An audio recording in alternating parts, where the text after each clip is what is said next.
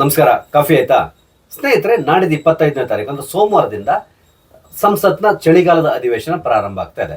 ಈ ಬಾರಿಯ ಚಳಿಗಾಲದ ಅಧಿವೇಶನ ತುಂಬಾ ಬಿಸಿ ಬಿಸಿ ಆಗಿರುತ್ತೆ ಅಂತಲೇ ಹೇಳ್ಬೋದು. ಯಾಕಂತೇಳಿ ಹೇಳಿದ್ರೆ ಹಲವಾರು ಮಸೂದೆಗಳು ಮಂಡನೆ ಆಗ್ತಾ ಇದೆ. ಅದು ಪ್ರತಿ ಬಾರಿ ಸಂಸತ್ ಅಧಿವೇಶನದಲ್ಲಿ ಇದ್ದಿರುವಂತಹದ್ದೇ. ಆದ್ರೆ ಈ ಬಾರಿ ವಿಶೇಷವಾಗಿ ಈ ವಕ್ಫಿಗೆ ಸಂಬಂಧಪಟ್ಟಂತಹ ತಿದ್ದುಪಡಿ ಕಾನೂನನ್ನು ತರಲಿಕ್ಕೆ ಮಸೂದೆಯನ್ನು ಮಂಡನೆ ಮಾಡ್ತಾ ಇದ್ದಾರೆ. ಹಾಗಾಗಿ ಈ ಬಾರಿಯ ಅಧಿವೇಶನ ಎಲ್ಲರ ಗಮನವನ್ನ ಸೆಳೀತಾ ಇದೆ. ನಿಮ್ಗೊಂದು ತುಂಬಾ ಚೆನ್ನಾಗಿ ಗೊತ್ತಿರಬಹುದು, ಶತಾಯ ಗತಾಯ ಈ ಒಂದು ಬಿಲ್ ಅನ್ನ ಪಾಸ್ ಮಾಡ್ಲಿಕ್ಕೆ ನಾವು ಬಿಡಲ್ಲ ಅಂತ ಹೇಳ್ಕೊಂಡು ಈಗಾಗಲೇ ವಿರೋಧ ಪಕ್ಷದವ್ರು ಮಾತಾಡ್ತಾ ಇದ್ದಾರೆ.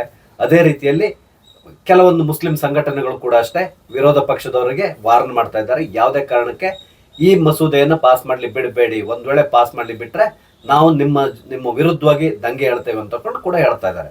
ಅದೇ ರೀತಿಯಲ್ಲಿ ಈ ಮುಸಲ್ಮಾನ್ ಸಂಘಟನೆಗಳು ಭಾರತ ಸರ್ಕಾರವನ್ನೇ ಎಚ್ಚರಿಸ್ತಾ ಇದೆ. ಅಂದ್ರೆ ಒಂದ್ ವೇಳೆ ಈ ಬಿಲ್ ನ ಪಾಸ್ ಮಾಡಿದ್ರೆ ದೇಶಾದ್ಯಂತವಾಗಿ ಗಲಭೆ ನಡೆಸ್ತೇವೆ ಅಂತ ನೇರವಾಗಿ ಅವರು ವಾರ್ನ್ ಮಾಡ್ತಾ ಇದ್ದಾರೆ. ಆದ್ರೆ ಕೇಂದ್ರ ಸರ್ಕಾರ ನಿರ್ಧಾರ ಮಾಡಿದೆ, ಇಲ್ಲ ನಾವು ಈ ಮಸೂದೆಯನ್ನ ಮಂಡನೆ ಮಾಡ್ತೇವೆ, ಅದೇ ರೀತಿಯಲ್ಲಿ ಈ ಬಿಲ್ ನ ಪಾಸ್ ಮಾಡ್ತೇವೆ ಅಂತ ಹೇಳ್ತಾ ಇದ್ದಾರೆ. ಹಾಗಾಗಿ ಈ ಬಾರಿ ಅಧಿವೇಶನ ತುಂಬಾ ಕುತೂಹಲಕಾರಿಯಾಗಿದೆ. ಅಂದ್ರೆ ಈಗಾಗಲೇ 15 ಮಸೂದೆಗಳನ್ನ ಮಂಡನೆ ಮಾಡ್ಲಿಕ್ಕೆ ಪಟ್ಟಿ ತಯಾರಾಗಿದೆ. ಅದರಲ್ಲಿ ಈ ವಕ್ಫ್ ಬಿಲ್ ಕೂಡ ಇದೆ. ಅಂದ್ರೆ ಈ ಬಿಲ್ ಈ ಬಾರಿ ಮಂಡನೆ ಆಗೇ ಆಗ್ತದೆ ಅಂತ ಅಲ್ಲಿ ಕನ್ಫರ್ಮ್ ಆಗಿದೆ ನಮ್ಗೆ. ನಿಮ್ಗೆ ತುಂಬಾ ಚೆನ್ನಾಗಿ ಗೊತ್ತಿದೆ, JPC ಕೂಡ ರಚನೆ ಆಗಿದೆ. ಈ JPCಯಲ್ಲಿ ವಿರೋಧ ಪಕ್ಷದವರು ಕೂಡ ಇದ್ದಾರೆ. ಆದ್ರೆ ಇವರು ಪ್ರತಿ ಬಾರಿ ಕೂಡ ಅಷ್ಟೇ ಸಭೆಯಲ್ಲಿ ಗಲಭೆಯನ್ನ ಮಾಡ್ತಾರೆ, ನಂತರ ವಾಕೌಟ್ ಮಾಡಿಬಿಡ್ತಾರೆ. ಇದು ಬಹಳಷ್ಟು ಸಭೆಗಳಲ್ಲಿ ನೀವು ನೋಡಿದ್ದೀರಾ. ಹಲವು ರಾಜ್ಯಗಳು ಅಂದ್ರೆ ಈಗ BJP ಸರ್ಕಾರ ಇರುವ ರಾಜ್ಯಗಳನ್ನ ಬಿಟ್ಟು ಬೇರೆ ರಾಜ್ಯಗಳು ಕೆಲವೊಂದು ನಿರ್ಧಾರವನ್ನು ಕೂಡ ತಗೊಂಡಿದೆ. ಅದೇನಂತ ಹೇಳಿದ್ರೆ ಈ ವಕ್ಫ್ ಬಿಲ್ ಏನಿದೆ ಅದನ್ನ ನಮ್ಮ ರಾಜ್ಯದಲ್ಲಿ ನಾವು ಇಂಪ್ಲಿಮೆಂಟ್ ಮಾಡಲ್ಲ ಅಂತ ಹೇಳ್ತಾ ಇದ್ದಾರೆ. ಕರ್ನಾಟಕದಲ್ಲೂ ಕೂಡ ಸದ್ಯದಲ್ಲೇ ಆ ರೀತಿಯಾದಂತಹ ನಿರ್ಧಾರವನ್ನ ತಗೊಳ್ತಾರೆ. ಯಾಕಂತೇಳಿ ಹೇಳಿದ್ರೆ ನಿಮ್ಗೆ ತುಂಬಾ ಚೆನ್ನಾಗಿ ಗೊತ್ತಿದೆ, ಇತ್ತೀಚೆಗೆ ವಕ್ಫ್ ಥ್ರೂ ಅಲ್ಲಿ ಏನೆಲ್ಲ ನಡೀತಾ ಇದೆ ಅಂತ ಹೇಳ್ಕೊಂಡು ಜಮೀರ್ ಅಹಮದ್ ಖಾನ್ ಅವರು ವಕ್ಫ್ ಅದಾಲತ್ ಅಂತ ಅಲ್ಲಿ ಇಲ್ಲೆಲ್ಲ ನಡೆಸಿ ಪ್ರತಿಯೊಬ್ಬರಿಗೂ DC ಮತ್ತೆ ತಹಶೀಲ್ದಾರ್ಗೆ ಆರ್ಡರ್ ಕೊಡ್ತಾ ಇದ್ದಾರೆ. ತಕ್ಷಣವಾಗಿ ಎಲ್ಲ ಭೂಮಿಯನ್ನ ವಕ್ಫ್ ಮಂಡಳಿಗೆ ಸೇರಿಸ್ಬೇಕು ನೀವು ಅಂತೇಳಿ ಹೇಳಿ ರೈತರಿಗೆ ನೋಟಿಸ್ ಇಶ್ಯೂ ಆಗಿರೋದು ಇದೆಲ್ಲದೂ ಗೊತ್ತಿದೆ. ಈಗಾಗಲೇ ರೈತರು ಎಲ್ಲರೂ ಪ್ರತಿಭಟನೆಗಳನ್ನ ನಡೆಸ್ತಾ ಇದ್ದಾರೆ. ಆದ್ರೂ ಕೂಡ ಕರ್ನಾಟಕ ಸರ್ಕಾರ ಈ ವಕ್ಫ್ ಬಿಲ್ ಅಮೆಂಡ್ಮೆಂಟ್ ಬಿಲ್ ಏನ್ ಬರ್ತದೆ ಅದನ್ನ ಖಂಡಿತವಾಗಿ ಇಲ್ಲಿ ಇಂಪ್ಲಿಮೆಂಟ್ ಮಾಡ್ಲಿಕ್ಕೆ ಬಿಡೋದಿಲ್ಲ. ಮುಂದಿನ ದಿನಗಳಲ್ಲಿ ಇಂಪ್ಲಿಮೆಂಟ್ ಆಗ್ಬಹುದು, ಆದ್ರೆ ಅದಕ್ಕೆ ಇಲ್ಲಿ ಸರ್ಕಾರ ಬದಲಾದ್ರೆ ಮಾತ್ರ ಸಾಧ್ಯತೆಗಳಿರ್ತದೆ. ಅದೇ ರೀತಿಯಲ್ಲಿ ಕೇರಳದಲ್ಲಿ ಕೂಡ ಈಗಾಗಲೇ ಅವರೊಂದು ನಿರ್ಣಯವನ್ನು ತಗೊಂಡಿದ್ದಾರೆ. ಈ ಬಿಲ್ ನ ಖಂಡಿತವಾಗಿ ನಾವು ಕೇರಳದಲ್ಲಿ ಇಂಪ್ಲಿಮೆಂಟ್ ಮಾಡಲ್ಲ ಅಂತ ಹೇಳಿ ಹೇಳಿದ್ದಾರೆ. ಪಶ್ಚಿಮ ಬಂಗಾಳದಲ್ಲಿ ಕೂಡ ತಗೊಳ್ಳುವ ಸಾಧ್ಯತೆಗಳಿದೆ. ಅದೇ ರೀತಿಯಲ್ಲಿ ಕೆಲವೊಂದು ರಾಜ್ಯಗಳಲ್ಲಿ ಈ ಬಿಲ್ ಅನ್ನು ನಮ್ಮ ರಾಜ್ಯದಲ್ಲಿ ನಾವು ಇಂಪ್ಲಿಮೆಂಟ್ ಮಾಡಲ್ಲ ಅಂತ ಕೂಡ ಹೇಳ್ತಾ ಇದ್ದಾರೆ. ಅದೇನೇ ಇರಲಿ, ಈಗ ವಕ್ಫ್ ತಿದ್ದುಪಡಿ ಕಾನೂನು ಬಗ್ಗೆ ಮಾತಾಡೋದಂದ್ರೆ ಇದರಲ್ಲಿ ಹಲವಾರು ಬದಲಾವಣೆಗಳನ್ನು ಇವರು ಮಾಡ್ತಾ ಇದ್ದಾರೆ. ಹೆಚ್ಚು ಕಡಿಮೆ 40 ರಿಂದ 50 ಬದಲಾವಣೆಗಳನ್ನು ಮಾಡ್ತಾ ಇದ್ದಾರೆ. ಅದರಲ್ಲಿ ಮುಖ್ಯವಾಗಿ ಹೇಳಬೇಕು ಅಂತ ಹೇಳಿದ್ರೆ ಈ ವಕ್ಫ್ನವರು ಈಗ ಏನ್ ಮಾಡ್ತಾ ಇದ್ದಾರೆ ಅಂತ ಹೇಳಿದ್ರೆ ಕೇವಲ ನಮ್ಗೆ ಅವ್ರು ಯಾರೋ ಹೇಳಿದ್ದಾರೆ, ಈ ತರ ಹೇಳಿದ್ದಾರೆ, ನಮ್ಗೆ ಯಾರೋ ಕೊಟ್ಟಿದ್ದಾರೆ ಅಂತೇಳಿ ಹೇಳಿ ಯಾರದೋ ಒಂದು ಹೆಸರು ಹೇಳಿ ಆ ಭೂಮಿಯನ್ನು ವಶಪಡಿಸ್ಕೊಂತ ಇದ್ದಾರೆ. ಅಂದ್ರೆ ಇವರಿಗೆ ಇರುವಂತಹ ವಿಶೇಷವಾದಂತಹ ಸೌಲಭ್ಯ ಏನು ಅಂತ ಹೇಳಿದ್ರೆ ಅದಕ್ಕೆ ಯಾವುದೇ ರೀತಿಯ ದಾಖಲೆಗಳು ಅವ್ರಿಗೆ ಬೇಕಿಲ್ಲ. ಸಾಮಾನ್ಯವಾಗಿ ಏನಾಗುತ್ತೆ, ಯಾರದೇ ಆಸ್ತಿ ಆಗ್ಲಿ ಏನೇ ಆಗ್ಲಿ ದಾಖಲೆ ಇದ್ರೆ ನೀವು ಕ್ಲೈಮ್ ಮಾಡ್ಬೋದು, ಇದು ನನ್ನ ಆಸ್ತಿ ಅಂತ ಕ್ಲೈಮ್ ಮಾಡ್ಬೋದು. ಆದ್ರೆ ಇವ್ರಿಗೆ ಅದಿಲ್ಲ. ಅದರಲ್ಲೂ ಕೂಡ ಇನ್ನೊಂದು ವಿಶೇಷ ಇದೆ, ಯಾವುದೇ ಕೋರ್ಟಿಗೆ ನೀವು ಹೋಗೋದವರು ಟೈಮ್ ಲಿಮಿಟ್ ಅಂತೇಳಿ ಇರ್ತದೆ. ಅಂದ್ರೆ ಇಷ್ಟು ದಿನದ ಒಳಗಡೆ ನೀವು ಕೋರ್ಟ್ಗೆ ಅಪೀಲ್ ಮಾಡಬೇಕು ಅಂತ ಇದೆ. ಆದ್ರೆ ಇಲ್ಲಿ ಟೈಮ್ ಲಿಮಿಟ್ ಇಲ್ಲ ಇವರಿಗೆ. ಇವ್ರು ಯಾವತ್ತು ಬೇಕಾದ್ರೂ ಹೇಳ್ಬೋದು. ಯಾಕಂದ್ರೆ ಈಗಾಗಲೇ ನೀವು ನೋಡ್ತಾ ಇದ್ದೀರಾ, ಕೆಲವರು ಹೇಳ್ತಾರೆ ಔರಂಗಜೇಬ್ ಕಾಲದಲ್ಲಿ ನಮ್ಗೆ ಕೊಟ್ಟಿದ್ದಾರೆ ಅಂತೇಳಿ ಹೇಳ್ತಾರೆ. ಅದೇ ರೀತಿಯಲ್ಲಿ ಇನ್ನು ಕೆಲವರು ಟಿಪ್ಪು ಸುಲ್ತಾನ್ ಕೊಟ್ಟಿದ್ದಾನೆ ಅಂತ ಹೇಳ್ತಾರೆ. ಈ ರೀತಿಯಲ್ಲಿ ಯಾರ್ಯಾರ್ದೋ ಹೆಸರು ಹೇಳ್ಕೊಂಡು ಈ ಭೂಮಿ ನಮ್ದು ಅಂತೇಳಿ ಹೇಳ್ತಾ ಇದ್ದಾರೆ.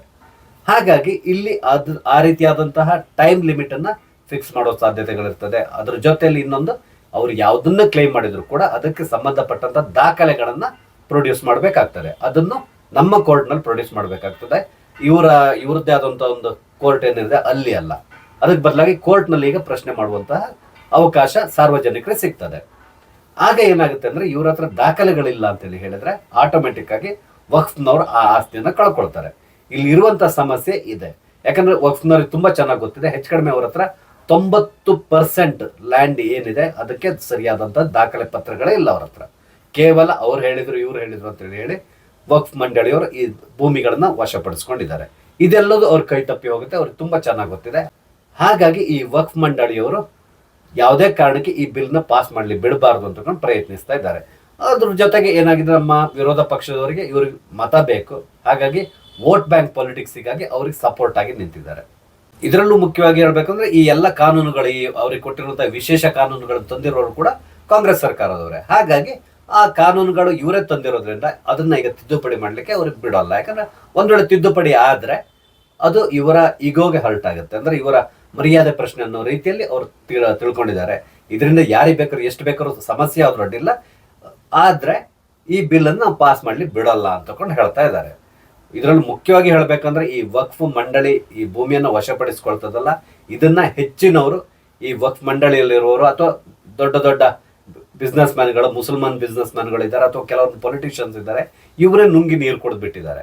ಹಾಗಾಗಿ ಈ ಬಿಲ್ ಪಾಸ್ ಆದ್ರೆ ಎಲ್ಲ ಭೂಮಿಯನ್ನ ಇವರು ಆಡಿಟಿಂಗ್ ಪ್ರಾರಂಭ ಆಗ್ತದೆ. ಆಡಿಟ್ ಮಾಡಿದಾಗ ಏನಾಗುತ್ತೆ, ಯಾವ ಭೂಮಿ ಎಲ್ಲಿ ಹೋಗಿದೆ, ಯಾರ ಕೈಲಿದೆ ಅಂತ ಹೇಳೋದು ಗೊತ್ತಾಗೋಗುತ್ತೆ. ಇದರಿಂದಾಗಿ ಹಲವಾರು ಜನರಿಗೆ ಸಮಸ್ಯೆಗಳು ಕೂಡ ಉಂಟಾಗ್ತದೆ. ಹಾಗಾಗಿ ಯಾವುದೇ ಕಾರಣಕ್ಕೆ ಈ ಬಿಲ್ ನ ಪಾಸ್ ಮಾಡಿ ನಾವು ಬಿಡೋದಿಲ್ಲ ಅಂತ ಹೇಳಿ ವಿರೋಧ ಪಕ್ಷದವರು ಪಟ್ಟು ಹಿಡಿದು ಕೂತಿದ್ದಾರೆ. ಇದರಿಂದಾಗಿ ಏನಾಗ್ತದೆ, ನಾಡಿದ್ದು ಈಗ ಅಧಿವೇಶನ ಪ್ರಾರಂಭ ಆಗ್ತದಲ್ಲ, ಈ ಅಧಿವೇಶನದಲ್ಲಿ ಪ್ರಥಮ ದಿನದಿಂದನೇ ಗಲಭೆಗಳು ಪ್ರಾರಂಭ ಆಗ್ತದೆ. ಅದರಲ್ಲೂ ಮುಖ್ಯವಾಗಿ ನಿಮ್ಗೆ ಹೇಳ್ಬೇಕು ಅಂತ ಹೇಳಿದ್ರೆ, ಈಗಾಗಲೇ ಅದಾನಿ ವಿರುದ್ಧ ಒಂದು ಆರೋಪ ಬಂದಿದೆ.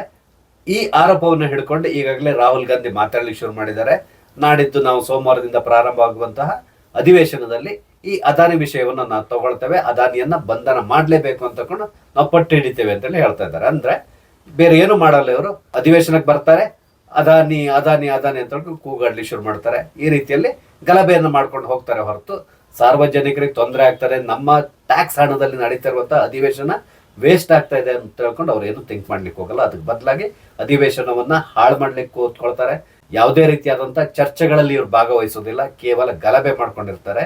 ಹಾಗಾಗಿ ಈ ಅಧಿವೇಶನ ಇದೆಯಲ್ಲ ತುಂಬಾ ಗಲಭೆಗ್ರಸ್ತವಾಗಿರ್ತದೆ. ಅದೇ ರೀತಿಯಲ್ಲಿ ಆಡಳಿತ ಪಕ್ಷ ಮತ್ತು ವಿರೋಧ ಪಕ್ಷದವರು ಕೈ ಮಿಲಾಯಿಸುವಂತ ಸಾಧ್ಯತೆಗಳು ಕೂಡ ಈ ಅಧಿವೇಶನದಲ್ಲಿ ಇರ್ತದೆ. ಹಾಗಾಗಿ ಈ ಅಧಿವೇಶನದ ಬಗ್ಗೆ ಬಹಳ ಕುತೂಹಲದಿಂದ ನಾನು ಕೂಡ ಕಾಯ್ತಾ ಇದ್ದೇನೆ, ಅದೇ ರೀತಿ ನೀವು ಕೂಡ ಕಾಯ್ತಾ ಇದ್ದೀರಾ ಅಂತೇಳಿ ತಿಳ್ಕೊಂಡಿದ್ದೇನೆ. ಸ್ನೇಹಿತರೆ, ನಾನು ಹಂಚ್ಕೊಂಡಿರುವಂಥ ವಿಷಯ ನಿಮ್ಗೆ ಇಷ್ಟ ಆಗಿದ್ರೆ ದಯವಿಟ್ಟು ಲೈಕ್ ಮಾಡಿ, ಶೇರ್ ಮಾಡಿ. ಅದೇ ರೀತಿಯಲ್ಲಿ ನನ್ನ ಚಾನಲ್ ಸಬ್ಸ್ಕ್ರೈಬ್ ಮಾಡಿ, ನಂಗೆ ಸಪೋರ್ಟ್ ಮಾಡಿ. ನಮಸ್ತೆ, ಜೈ ಹಿಂದ್.